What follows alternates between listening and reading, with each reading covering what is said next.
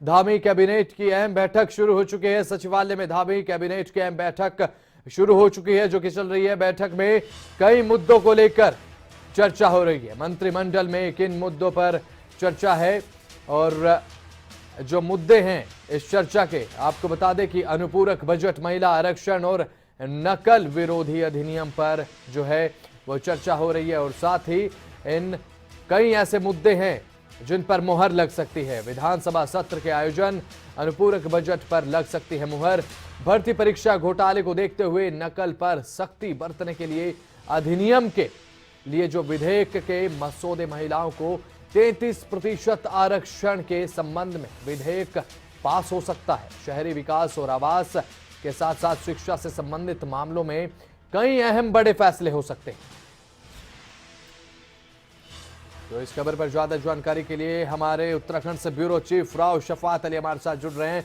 शफात अली, एक अहम कैबिनेट की बैठक हो रही है धामी सरकार की, क्या कुछ कहेंगे?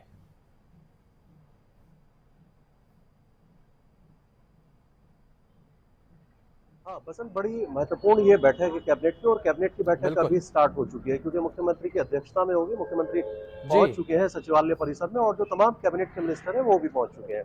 सबसे पहला तो ये, क्योंकि सत्र आहूत हो चुका है, सत्र की घोषणा हो चुकी है। क्योंकि सत्र कहाँ होगा ये थोड़ा सा असमंजस की स्थिति थी कि देहरादून में होगा या फिर गैरसैंण में होगा, लेकिन राज्यपाल की अनुमति मिल चुकी है और राज्य सरकार की अनुमति मिल चुकी है। तो औपचारिक तौर पर जो कैबिनेट की बैठक है यहाँ पर एक अनुमति मिलनी है। तो आज ये सबसे बड़ा फैसला होगा क्योंकि 29 दिसंबर से जो है सत्र शुरू हो जाएगा। इसके बाद आज की कैबिनेट बैठक में करीब ऐसे 15 मुद्दे हैं जिन पर महत्वपूर्ण चर्चा होनी है। सबसे खास बात तो यह है कि नकल अधिनियम, यानी नकल को रोकने के लिए जो अधिनियम है उस पर चर्चा हो सकती है। पिछली बार देखा कि यूपीए SSSC हो या फिर दूसरी परीक्षाएं हो, उसमें बहुत ज्यादा नकल को लेकर के, भ्रष्टाचार को लेकर के सवालिया निशान उठे थे और निष्पक्षता से ये एग्जाम नहीं हुए थे, इसको लेकर के सवाल उठे थे। तो इस आज की कैबिनेट की बैठक में नकल को रोकने के लिए अधिनियम पर एक चर्चा हो सकती है। उसके बाद इसको सदन के पटल पर रखा जाएगा। दूसरा, क्योंकि जो महिलाओं का आरक्षण है 33%, उसको लेकर के राज्य सरकारें हमेशा से दावा करती रही हैं, लेकिन इस दावों पर कोई काम करता नजर नहीं आता। तो आज उम्मीद है, सूत्रों के हवाले से यह खबर है कि 33% आरक्षण को लेकर के महिलाओं के इस कैबिनेट में चर्चा हो सकती है। तीसरा, शिक्षा के महत्वपूर्ण मुद्दे रहने वाले हैं, स्वास्थ्य के मुद्दे रहने वाले हैं, आपदा में जो पुनर्निर्माण कार्य चल रहे हैं उसके मुद्दे रहने वाले हैं, कर्मचारियों से जुड़े हुए मुद्दे रहने वाले हैं। तो करीब ऐसे 15 बिंदु हैं जिन पर आज खास चर्चा होगी।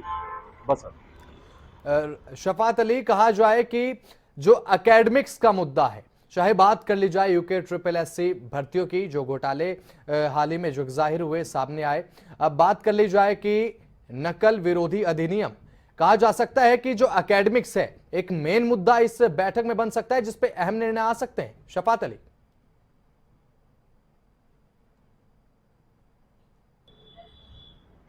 हाँ बसंत, क्योंकि ये बहुत महत्वपूर्ण मुद्दा है उत्तराखंड के लिए, क्योंकि उत्तराखंड में अगर यूके SSSC ने जितने भी एग्जाम कराए और वो सारे भ्रष्टाचार में लिप्त थे, बहुत बड़ी गिरफ्तारियां हुई, 42 गिरफ्तारियां हुई और तमाम जितनी भी परीक्षाएं थी उनको रद्द कर दिया गया, यानी जो जॉब पर लग चुके थे उनको भी निरस्त कर दिया गया, उम्मीदवारों को।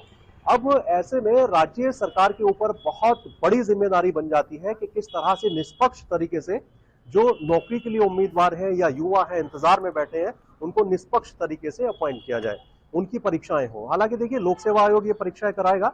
लोक सेवा आयोग ने जिस तरह का खाका तैयार किया है, ऐसा शायद किसी राज्य में नहीं है। जब परीक्षाएं होगी तो इलेक्शन मोड टाइप में होंगी, आसपास जहां भी परीक्षा केंद्र होंगे वहां धारा 144 लगा दी जाएगी। कोई भी परीक्षार्थी किसी भी सूरत में किसी दूसरे का पेपर या एग्जाम नहीं दे सकता है। पेपर लीक होने का तो कोई मतलब ही नहीं है, जिस तरह का खाका लोक सेवा आयोग ने तैयार किया। लेकिन फिर भी ये लोक सेवा आयोग की तैयारी है। अब राज्य सरकार की क्या तैयारी है, क्योंकि राज्य सरकार बहुत सारी ऐसी परीक्षाएं कराती है जो जिन पर सवालिया निशान खड़े हो जाते हैं, भ्रष्टाचार में लिप्त ऐसे लोग गिरफ्तार भी होते हैं। अब इस पर अगर अधिनियम बन जाता है तो अधिनियम का मतलब होता है यानी कानून बन जाता है। तो डर होगा उन माफियाओं के लिए जो नकल कराते हैं, शिक्षा माफियाओं के लिए जो नकल करा करके अभ्यर्थियों को पास कराते हैं। तो बहुत सारी जो सहूलियतें हैं उन नौजवानों को मिल जाएगी जो अपनी मेहनत के दम पर नौकरी करना चाहते हैं, अपनी मेहनत के दम पर पढ़ना चाहते हैं। और ये उनके लिए तमाचा होगा जो नकल के दम पर या ताकत के दम पर या रसूख के दम पर नौकरी करना चाहते हैं, नकल करके पास होना चाहते हैं। अगर अधिनियम बनता है, क्योंकि आज की जो खास बैठक है, इस बैठक में चर्चा होगी और इस पर एक लंबा, क्योंकि बहुत लंबे समय से ये कहा भी जा रहा था कि इस पर कोई अधिनियम बनना चाहिए जी। और कानून जब बनेगा तभी नकल रोकी जा सकती है।